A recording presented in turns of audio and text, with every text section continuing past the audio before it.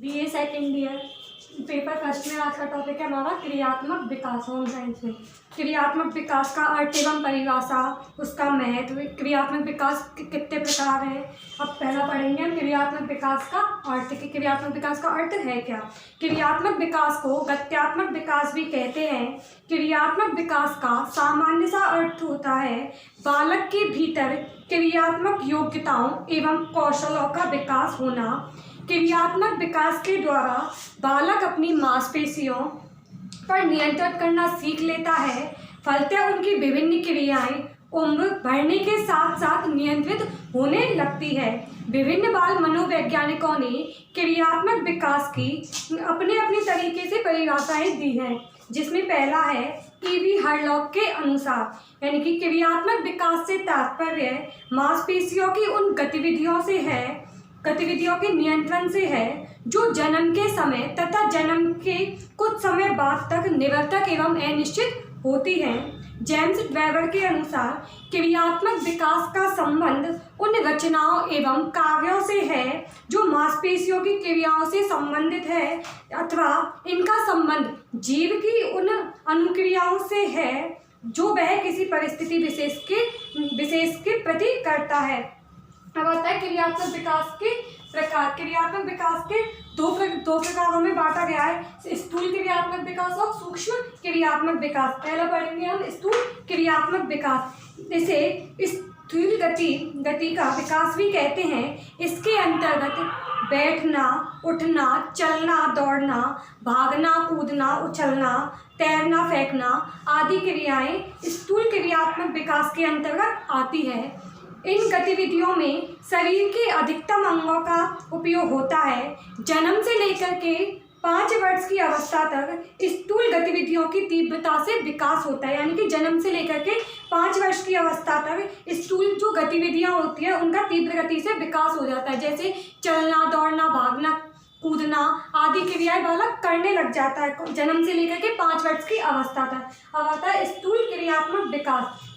सूक्ष्म क्रियात्मक कौशलों का विकास शैशवावस्था के बाद होता है, यानी शैशवावस्था के बाद होता है। इसके सूक्ष्म क्रियात्मक विकास के अंतर्गत पढ़ना, लिखना, चित्र बनाना, पेंटिंग करना, उपकरणों एवं खिलौनों का प्रयोग करना, बुनाई करना आदि क्रियाएं आती हैं। सूक्ष्म क्रियात्मक कौशलों को करने के लिए बालकों को अपनी अनेक मांसपेशियों को समायोजित करना पड़ता है।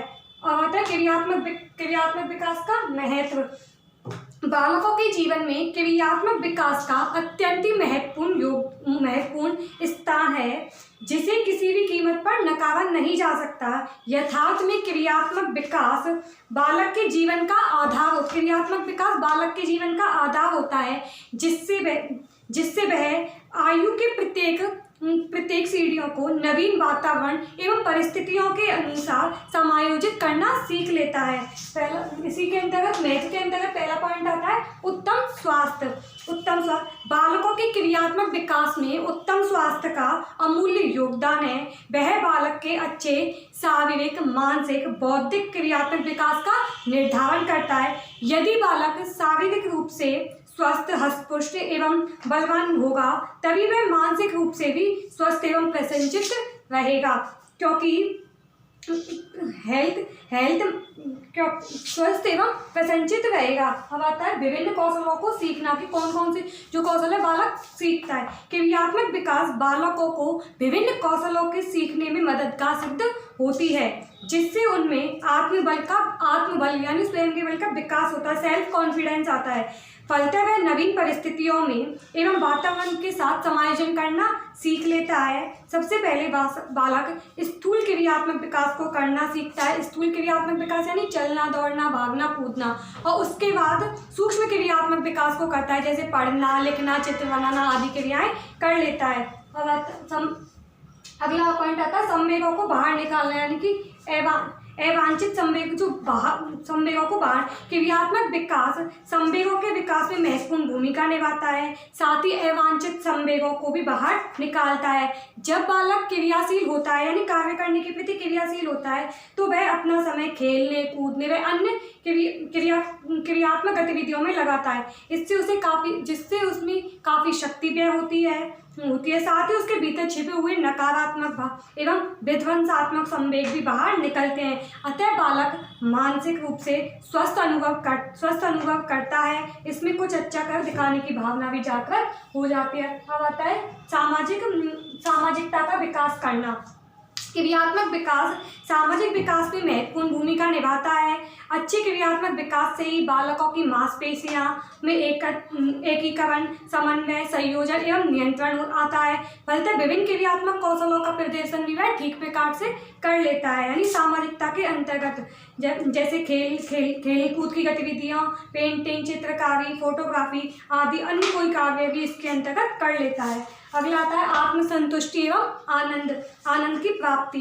क्रियात्मक विकास से बालकों में खेलने के प्रति रुचि जागृत होती है। वह विभिन्न प्रकार के क्रियात्मक कौशलों का प्रदर्शन करता है। खेलने में उसे आनंद मिलता है तथा विभिन्न क्रियात्मक कौशलों को प्रदर्शन एवं अभिव्यक्ति से माता पिता एवं शिक्षकों से प्रशंसा एवं प्रोत्साहन भी उसे मिलता है। बालक अपनी प्रशंसा सुनकर खुश हो जाते वह अपने साथियों के बीच लोकप्रिय भी हो जाते हैं। अब आता है कि क्रियात्मक विकास को प्रभावित करने वाले कारक। क्रियात्मक विकास को निम्नलिखित कारक प्रभावित करते हैं, जैसे इसके अंतर्गत शारीरिक विकास, बुद्धि, व्यय, आहार, बीमारी, शारीरिक संरचना एवं गठन। इसमें पहला है शारीरिक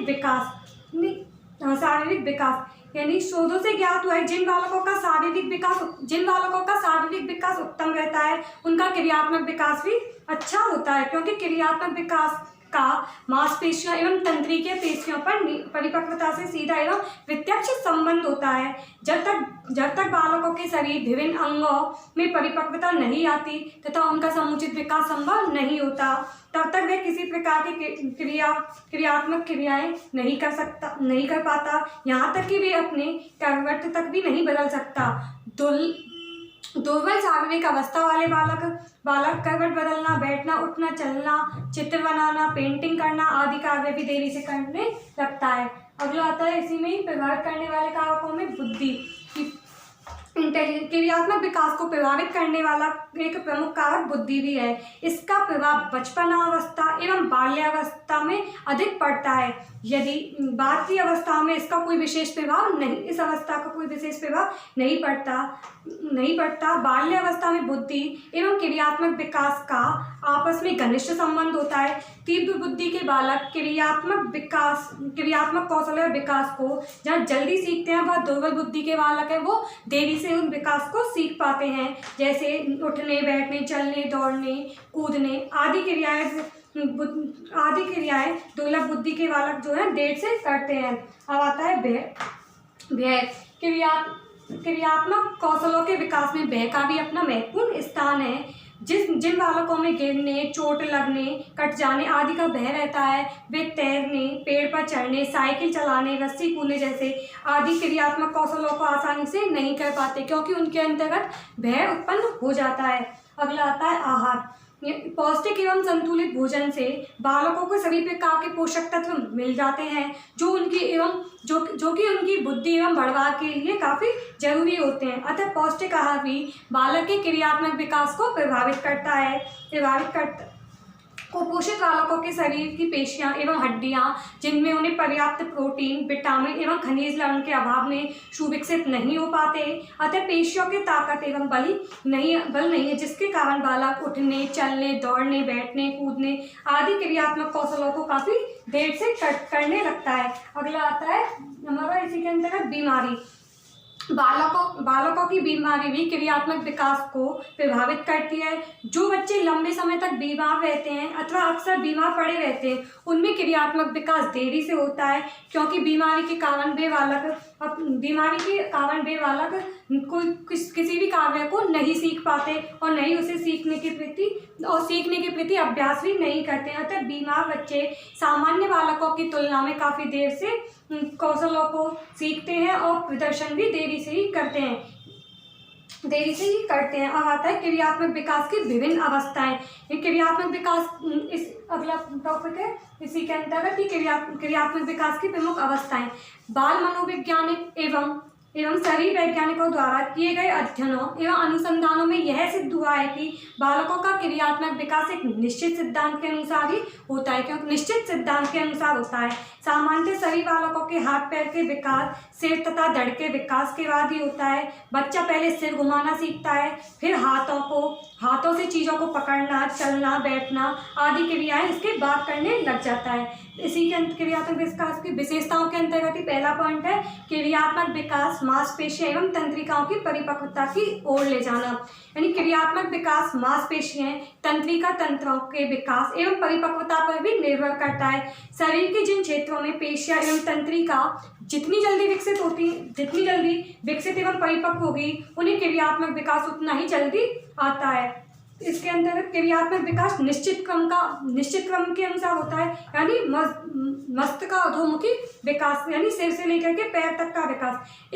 इस विकास क्रम में बालक में क्रियात्मक विकास पहले सिर के क्षेत्र में होता है, फिर मुंह, गर्दन, धड़, पैरों के क्षेत्र में होता है। इसी कारण बालक पहले अपनी आंखों को घुमाता है, फिर सिर को हिलाता डुलाता है, बाद में वह चीज़ों को हाथों से पकड़ने लग जाता है मस्तिष्क अधोमुखी विकास के अंतर्गत। फिर आता है निकटतम दूर विकास क्रम। विशेषताओं के अंतर्गत इसी के अंतर्गत सेकंड पॉइंट है, यानी निकटतम दूर विकास क्रम।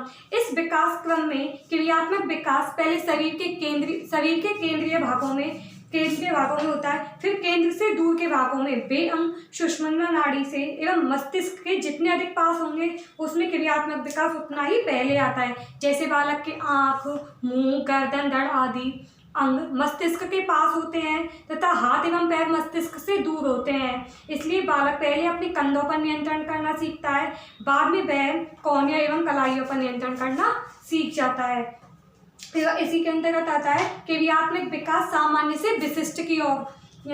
बालकों में क्रियात्मक विकास का अध्ययन किया जाए तो यह स्पष्ट होता है कि पहले उसमें सामान्य क्रियाएं होती हैं, बाद में वह विशिष्ट क्रियाओं का संपादन करता है। जैसे 6 माह के बालक में कोई सुंदर सा खिलौना या गेंद पकड़ने को दी जाए तो वह उस खिलौने गेंद को पकड़ने के प्रयास में अपने संपूर्ण शरीर के गतिमान को लगा देता है और वह झट से उस खिलौने को पकड़ लेता है।